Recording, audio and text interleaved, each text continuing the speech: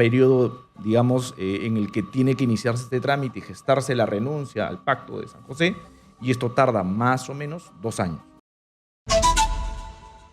Al doctor Jorge Zúñiga Escalante. Él es abogado penalista del estudio Zúñiga Escalante y vamos a conversar de este tema con él. Doctor. Muchas gracias, Jorge. Buenas noches. Agradecido por la invitación. Y bueno, es particular que siempre que estamos en medio de una coyuntura política se lanzan estas ideas de poder retomar la pena de muerte. El caso peruano es un caso en el que la pena de muerte tuvo vigencia durante muchísimo tiempo.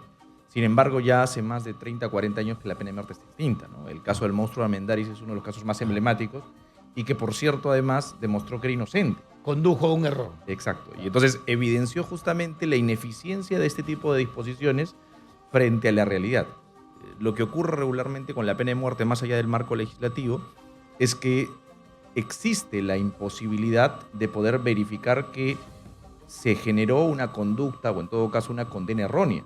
O sea, no hay forma de retrotraerse. Claro, porque ya está muerto. Exactamente. O sea, el proceso se funda en que existe la falibilidad de las personas que están a cargo de esto. Es por eso que existe la pluralidad de instancias. Porque el primer juez se puede equivocar, tú apelas y en teoría el segundo juez podría corregirlo. Correcto. Sin embargo, es posible incluso que exista un tercer error y exista la figura de la revisión judicial. El ordenamiento procesal habilita que incluso en aquellos supuestos donde tú eres condenado injustamente y aparece una prueba nueva que evidencia que tú no eres, planteas una revisión judicial. Pero ¿qué pasa cuando aplicas la pena de muerte? Esa revisión judicial la anulas por completo. Entonces, desde una perspectiva procesal ya tienes un inconveniente. Como tú bien lo indicabas al inicio del programa, en el caso peruano nosotros estamos suscritos a una serie de tratados de derechos humanos que impiden finalmente la aplicación de la pena de muerte y en cuyo caso solo tenemos habilitada, porque así lo recogió la Constitución en su momento, la aplicación de la pena de muerte solo frente a traición a la patria, pero ojo, solo en casos de guerra. Entonces, en los demás supuestos no ocurre. Entonces, la viabilidad de plantear la pena de muerte en este momento, primero, que no resultaría aplicable para el caso tan lamentable de la menor que mencionabas al inicio. Así es, no podría ser retroactiva, ¿correcto? En efecto. Ahora, este proceso de implementar la pena de muerte tendría que pasar por un periodo, digamos, en el que tiene que iniciarse este trámite y gestarse la renuncia al Pacto de San José, y esto tarda más o menos 2 años. Entonces estamos hablando de un debate larguísimo que no necesariamente resuelve el problema que tenemos en este momento. Claro, correcto. Usted y yo seguramente tenemos una opinión personal respecto de la pena de muerte. Correcto. No la vamos a exponer en este momento, durante la discusión lo vamos a hacer. Pero, ¿cuáles serían los pasos que tendría que dar el Perú para poder retirarnos, no solamente del Pacto de San José, sino de todos los acuerdos internacionales que tenemos para poder instalarla nuevamente en el Código Penal, que obviamente tendría que pasar por Congreso de la República, ratificación, promulgación y todo?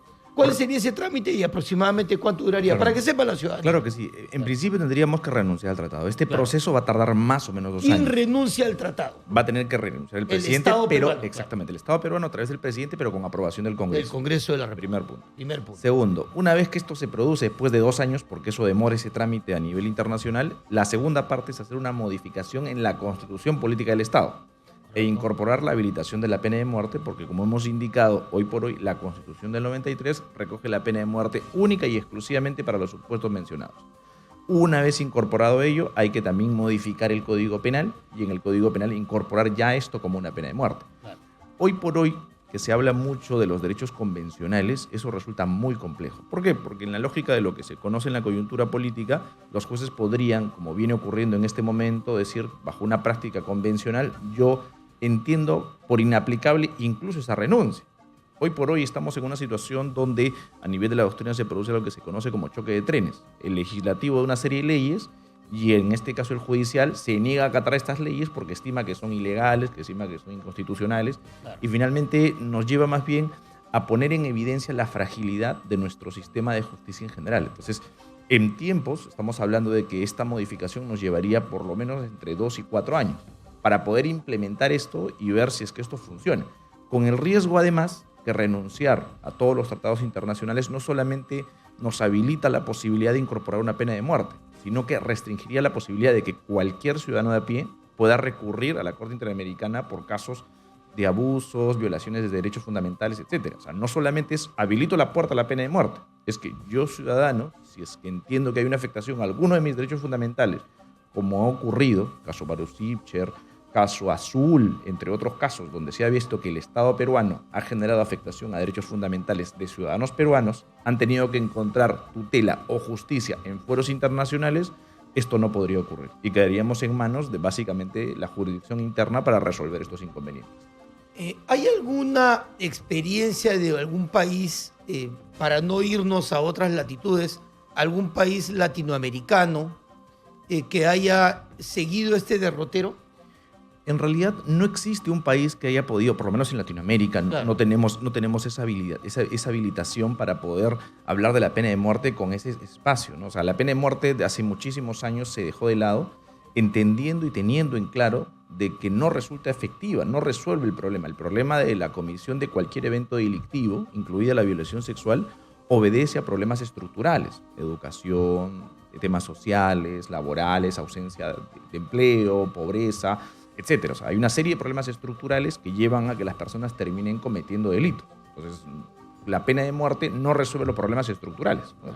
En general, ni la pena de muerte, ni elevar excesivamente la cantidad de años a determinados delitos ahuyentan a los delincuentes de cometerlos. Correcto. Lo que asegura en el derecho la posibilidad de que no se cometan los delitos es la seguridad de que sería castigado el que los cometa, ¿no?